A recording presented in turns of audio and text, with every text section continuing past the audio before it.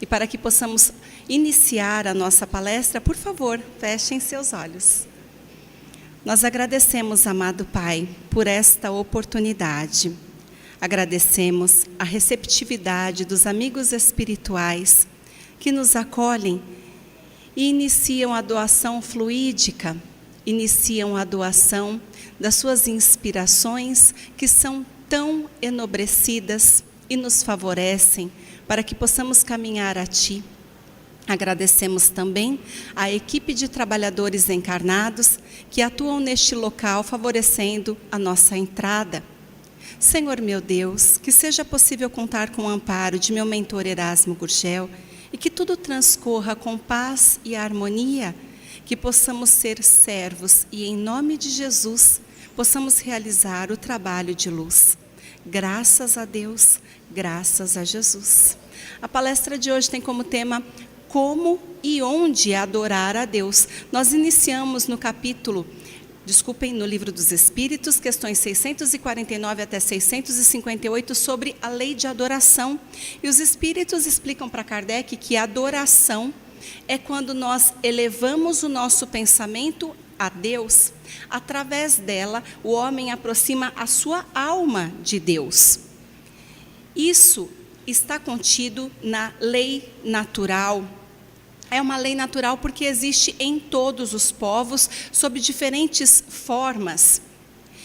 Isso tudo está relacionado à forma como nós, então, iremos nos aproximar de Deus. E os Espíritos dizem que nunca houve povos destituídos de adoração, ou seja, povos ateus, porque todos compreendem que, acima de tudo, existe um ente supremo.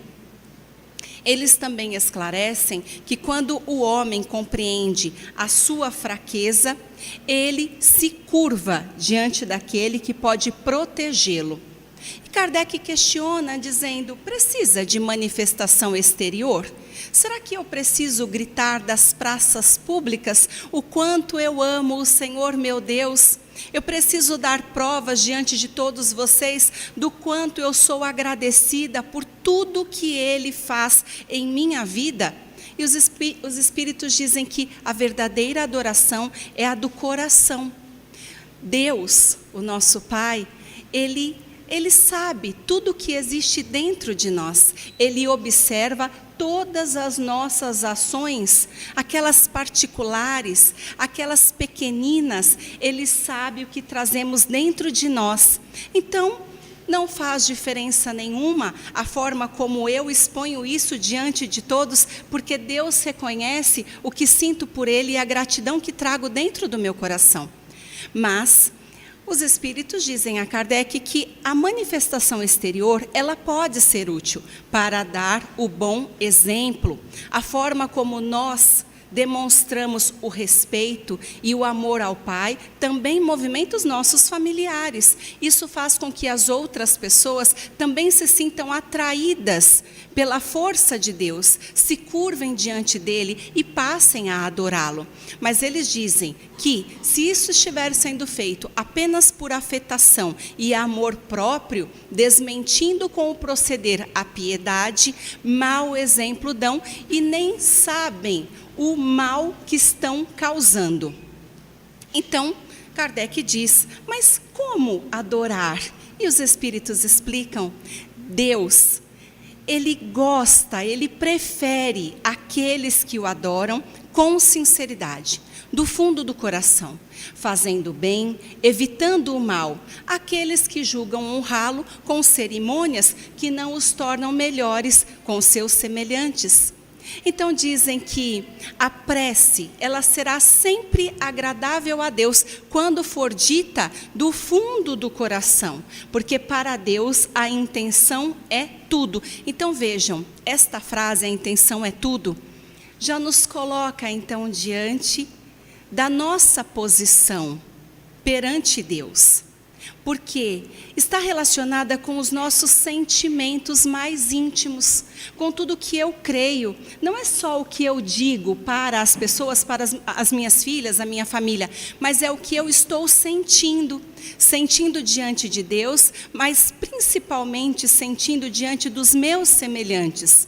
Todas as vezes que eu faço bem a um irmão, é a forma mais preciosa de mostrar a Deus que eu o amo, porque estou fazendo bem para um de seus filhos. No Evangelho de Mateus, capítulo 6, versículo 7, e orando, não façam vãs repetições, como os gentios que pensam que por muito falarem serão ouvidos. Então nós vamos utilizar o livro O Evangelho Pede Licença, de Paulo Alves Godoy. Ele nos explica que os apóstolos, eles solicitaram a Jesus que os ensinassem a orar, a exemplo do que João Batista fazia com os seus discípulos. E Jesus deu normas de uma prece que é um monumento de concisão e beleza. Pai nosso que estás nos céus. Com esta prece, Jesus traz para nós, com poucas palavras, tudo o que pode ser pedido a Deus. Esta prece, ela não precisa ser proferida repetidamente 3, 5, 40 vezes. Até porque as preces repetidas e prolongadas, elas se tornam cansativas. Muitas vezes delas não fazem parte o pensamento e o coração. Claro, pensemos que quando nós nos predispomos a fazer várias orações, isso acontece em outras religiões, vocês já entenderam o que eu disse. Mas no início você está ali fervorosa, sabe muito bem por que está orando, por que está naquela atitude. No primeiro Pai Nosso, no segundo, no terceiro, mas de repente você mesma fica cansada e de repente nem sabe por que começou a orar. Vocês vão falar, isso não acontece, Paula?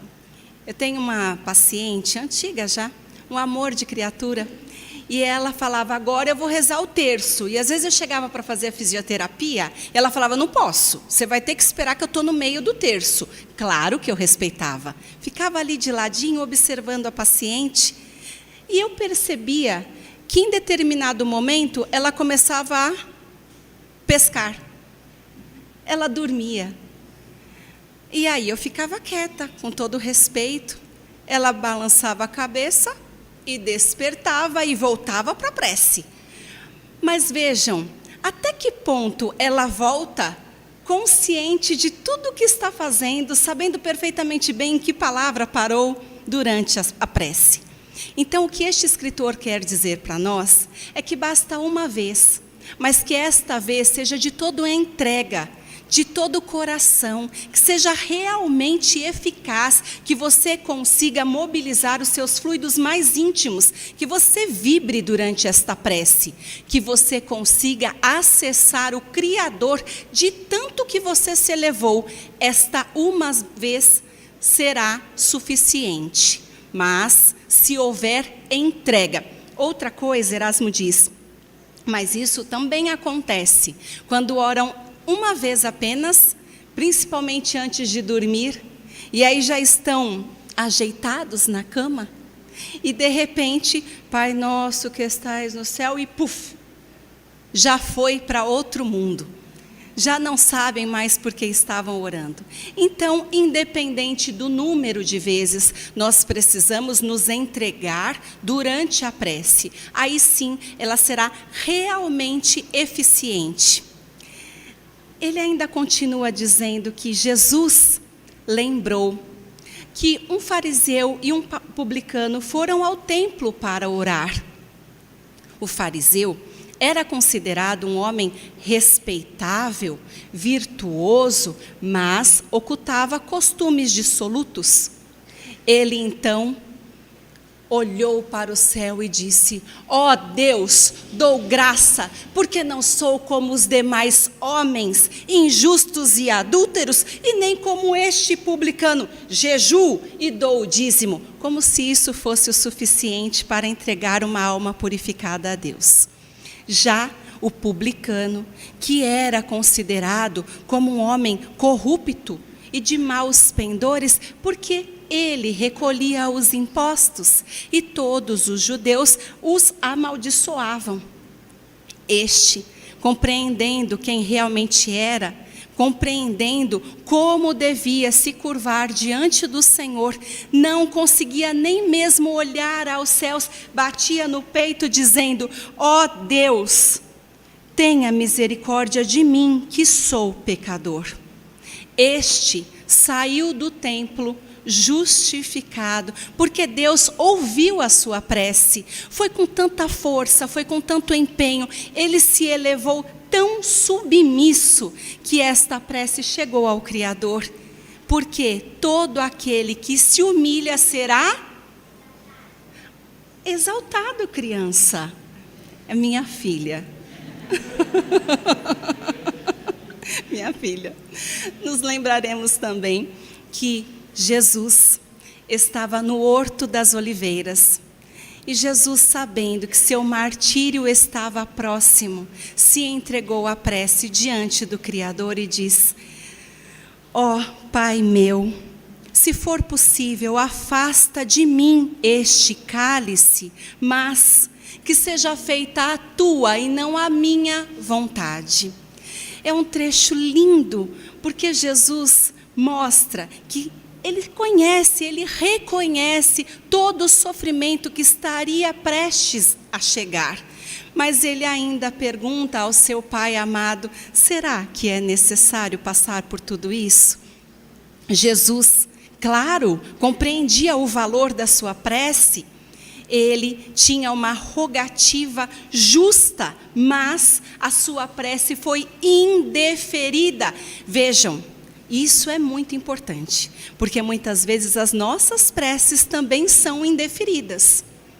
Jesus precisava ser glorificado e por isso a prece foi indeferida. Ele precisava passar por todo o sacrifício do Calvário. Foi por isso que todo aquele drama se consumou. Eu disse que as nossas preces também são indeferidas e Erasmo diz: pensem, meus irmãos, neste momento, quantas vezes você rogou, você pediu, você até se ajoelhou e você solicitou com tanta força: Senhor, que o meu ente querido saia do hospital, proteja a sua vida, Pai. E o que aconteceu com aquela criatura amada? Vocês se lembram? A avó desencarnou naquele dia, a minha avó. E aí nós nos perguntamos: será que ele não ouviu a minha prece? Será que ele não sabia o quanto eu ficaria desfavorecida sem aquela criatura amável que cuidava tanto de mim? Será que Deus não percebeu que para mim aquilo seria motivo de tanto sofrimento? Era a minha cruz que eu iniciava a carregar. Mas eu só vi do meu lado. Eu não conseguia perceber que ela precisava retornar ao Pai. Era o momento dela, era o dia dela de regressar. Então, nós precisamos compreender que muitas vezes as nossas preces, elas não são boas, eficientes para nós ou para os outros. A nossa forma de enxergar não traz a verdadeira verdade. Não é o melhor que pode acontecer para nós. Não nos esqueçamos que muitas das nossas provas, elas são imprescindíveis para o nosso crescimento. E esses dias eu estava conversando com uma paciente e ela falou assim: ai, esses espíritas. Ela não sabe que eu sou espírita, estou precisando falar para ela, fiquei sem coragem depois disso. Esses espíritas só sabem falar que a aprovação é importante, que tudo é aprendizado para eles. Vou falar aqui de novo. É importante para o nosso aprendizado. Muitas provas, Muitas torturas psíquicas, físicas que nós sofremos são importantes para o nosso crescimento. E nós não podemos nos esquecer das amarguras vivenciadas por Jesus, porque foi para isso que Jesus veio, para mostrar o quanto é necessário suportar os martírios em prol do nosso crescimento, da nossa evolução, e que ainda assim existe um Pai que está olhando sempre por nós e sempre nos fortalecerá. Nós continuamos dizendo que Jesus ainda assim afirmou que tudo o que nós desejamos, nós podemos pedir ao Pai através da oração. Mas existe uma fórmula para isso. É o pede e será dado. Busca e achará. Bate e a porta será aberta. Mas existe uma condição básica para que isso aconteça. Para que você peça e receba. É o buscar. Nós não podemos ficar assim. Pai, eu estou tão necessitada de um emprego. Ah, Deus, como eu precisava trabalhar e aumentar os meus recursos diante da minha família. Mas eu estou com preguiça de levantar cedo para procurar emprego. Eu vou falar para vocês porque Deus já sabe, né? É uma preguiça terrível. E aí assim também, para montar lá, é currículo que chama, né, moça? Porque eu nem sei o nome. Para montar isso aí também está difícil para mim. Tudo o que nós desejamos, nós podemos ter. Deus nos beneficia, mas nós precisamos mostrar ação. É uma fé ativa. É uma fé cheia de coragem e de ânimo, que nos faz ir até aquilo que nós almejamos. E aí este escritor que eu adoro, ele diz que nós receberemos dos céus os talentos. Todos estes talentos que são família, emprego, posição social mesmo, tudo isso que é necessário para vivermos na terra, nós receberemos estes talentos de Deus. Mas é necessário dar algo de nós. Eu perguntei hoje para gestantes, hoje de manhã, no encontro aqui na evangelização, e eu perguntei, o que é que nós podemos fornecer de nosso? Pensem, o que é que nós podemos fornecer de nosso? Você sabe, Agnes? Está meio na dúvida? A gestante disse que nós entregamos o nosso espírito a Deus. Eu concordei com ela, mas este espírito precisa estar purificado, cheio de boas intenções, de bons sentimentos, enobrecido. Lembremos do Evangelho de Lucas, capítulo 12, versículo 31. Buscai, antes de tudo, o reino dos céus, e todas as demais coisas vos serão dadas por acréscimo. Buscar o reino dos céus é lutar pelo aprimoramento moral, espiritual, intelectual também, porque nós precisamos crescer em tudo. E amar a Deus, amar os nossos semelhantes, sem hipocrisia, viu? É amar com sinceridade aquele que tem um perfume importado e aquele que não tomou banho há 3 dias. É amar aquele que é delicado, gentil, agradável e aquele que é grosseiro. Isso é amor, sem distinção, que não vê a cor da pele ou não enxerga mesmo que eu sou uma mulher. Todos sendo amados por quem realmente são. Nós vamos nos lembrar também, lá no livro O Redentor,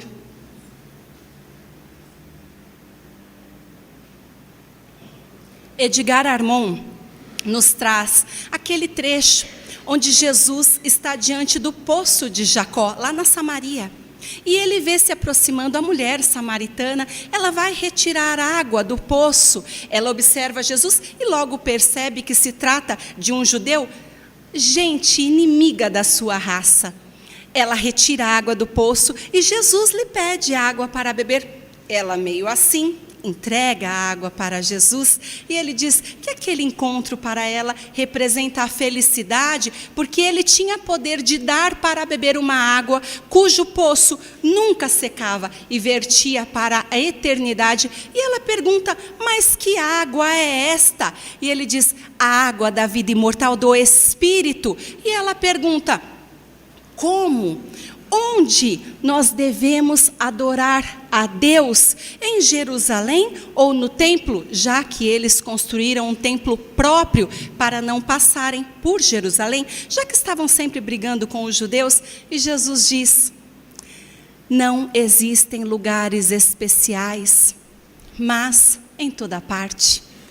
Não com formalidades exageradas e espetaculosas como em Jerusalém, também não com práticas idólatras e supersticiosas como os samaritanos, mas com simplicidade e pureza, em espírito e verdade, porque Deus é espírito. Com isso, nós já conseguimos compreender o que as religiões podem nos oferecer? Qual seria a melhor postura que devemos assumir diante desta adoração nos locais que frequentarmos? Mas eu vou finalizar com 2 livros, vai dar tempo se Deus quiser. O primeiro deles é Pão Nosso, de Emmanuel, no capítulo 45, e ele fala que quando a alma se entrega em oração, a consciência se eleva e se põe em contato com o Criador. Ele diz que nós precisamos prestar atenção nas sensações que nós experimentamos, porque se faz indispensável a manutenção da nossa paz enquanto estivermos orando. Ele fala que a mente que ora, ela permanece em movimentação com as esferas invisíveis. A inteligência dos encarnados, mesmo que não se conheçam, comunicam-se enquanto nós estamos aqui todos orando.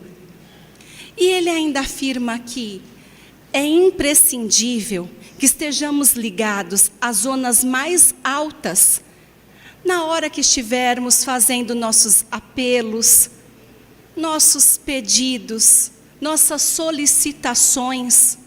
E Jesus nos lembra, sabendo, compreendendo que é a carência de pessoas que estejam realmente isentas de perdoar, isentas de culpa.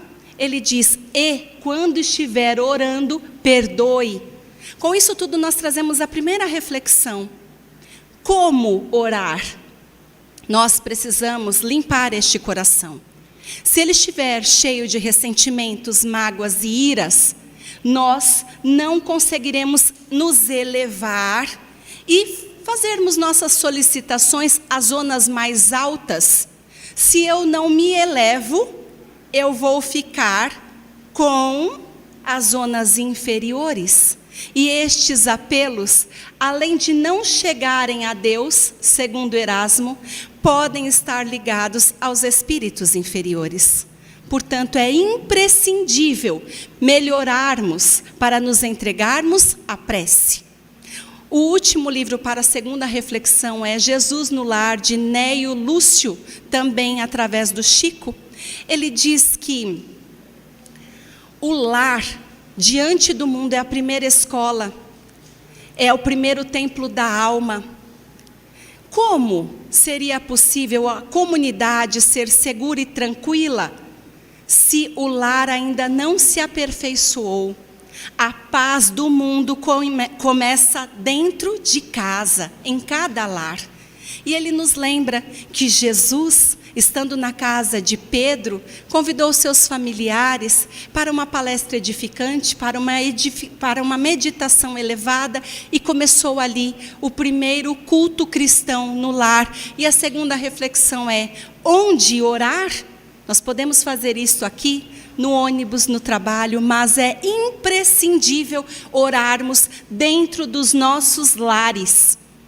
Muitos de nós dizem: eu não oro no meu lar, eu não faço o evangelho no lar, porque os meus familiares não querem participar. Eles brigam. Estou tendo uma desavença com meu marido. Como eu posso abrir o Evangelho? É por este motivo que você tem que abrir o Evangelho, para harmonizar o ambiente doméstico. Se nós estamos vindo para cá pedir ajuda e ainda não acendemos a luz do Evangelho dentro das nossas casas, meus irmãos, nós estamos atados. Tudo começa dentro de casa. E o Evangelho deve ser refletido, lido muitas vezes, deve ser comentado dentro do lar, com todos, encarnados e desencarnados. Eu agradeço muito a oportunidade que me foi dada nesta noite, para que possamos finalizar. Vamos então, neste momento, unir as nossas mentes para chegar ao Criador. Amado Pai, nós agradecemos humildemente por tudo que nos é ofertado nesta casa de luz e em todos os locais onde estamos sendo colocados. Nós agradecemos, Senhor, e pedimos: ó Pai, esteja sempre conosco, que Jesus possa aumentar a nossa fé, que não vacilemos diante das nossas decisões, que não nos esqueçamos deste compromisso ativo que temos contigo, porque os teus planos são os melhores planos para as nossas vidas. Senhor, me conduza pelos caminhos árduos, que assim seja, Pai, mas que neles eu possa me edificar, eu possa me iluminar e me elevar a Ti. Eu agradeço muito pelo trabalho em questão, agradeço muito pelo mentor Erasmo Gurgel estar realizando este trabalho. Graças a Deus, graças a Jesus.